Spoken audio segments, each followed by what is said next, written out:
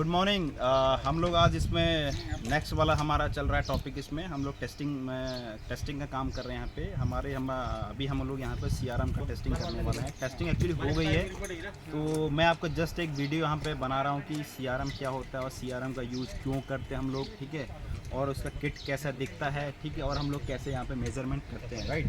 तो जनरली हम लोग सीआरएम क्यों यूज़ करते हैं? सीआरएम एक्चुअली हम लोग हेल्दीनेस चेक ब्रेकर की हेल्दीनेस को चेक करने के लिए हम लोग यहाँ पे सीआरएम करके एक इक्विपमेंट होता है, हम लोग उसका हम लोग उस चीज़ को यूज़ करते हैं। सीआरएम का मतलब है कॉन्टैक्ट रेजिस्टेंस मेजरमेंट। तो हमारा जो ब्रेकर के, ये हमारा ब्रेकर है, अभी ओपन कर, ये हमने खोल खाल के रखा है यहाँ पे, ठीक है।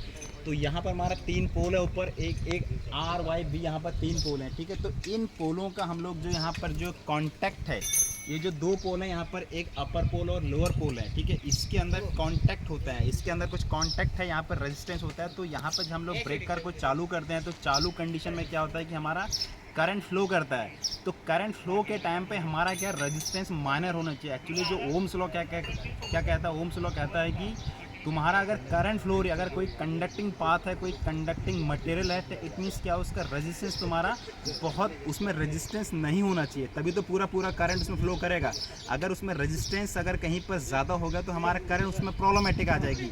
तो हम लोग जब ब्रेकर कभी चालू करते हैं तो अगर उसको प्रॉपर करंट नहीं मिल रहा है, ठीक है, या उसमें प्रॉपर जितना करंट फ्लो होना चाहिए अगर करंट पूरा फ्लो नहीं हो रहा है, इट मीन्स वहाँ पे कहीं ना कहीं वहाँ पर रेजिस्टेंस है या कुछ प्रॉब्लमेटिक है। तो इस चीज़ को हम लोग नेगेटिव उसको हम लोग कैंसिल करने के लिए तब हम इस चीज़ को ब्रेकर के हेल्दीनेस चेक करने के हम लोग यहाँ पे सीआरएम का मेजरमेंट करते हैं। ये एक सीआरएम का किट है, ठीक है, यहाँ पर ये, और ये एक मॉडल है, ठीक है, ये जो कंपनी है पेस्टीज का कंपनी है, ठीक है।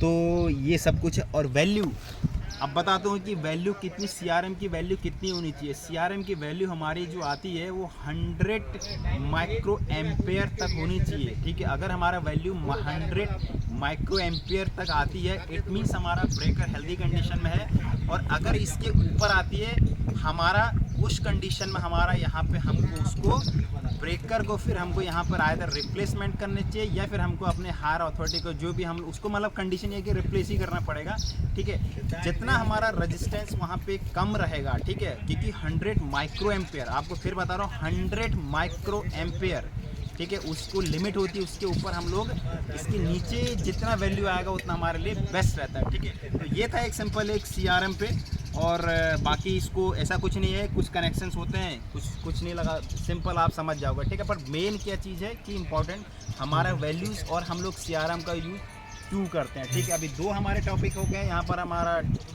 फैन डेल्टा का और सीआरएम का, ठीक है। और बाकी हमारे देखो पूरा स्टाफ यहाँ पर दिन के साला 12 बजे धूप में काम कर रहे हैं। मई का महीना चल रखा है ये, मई का महीने के धूप में काम कर रहे हैं हम लोग। देखो कितनी धूप के लिए सुबह 4 बजे से बंदे काम कर रहे हैं। जवान भी काम नहीं करते रहे, देखो कितने जोश, हमारे बुड्ढू में तक जोश है, देख रहे हो, बुड्ढे नहीं वैसे 21 साल के लौंडे हैं। Thank you.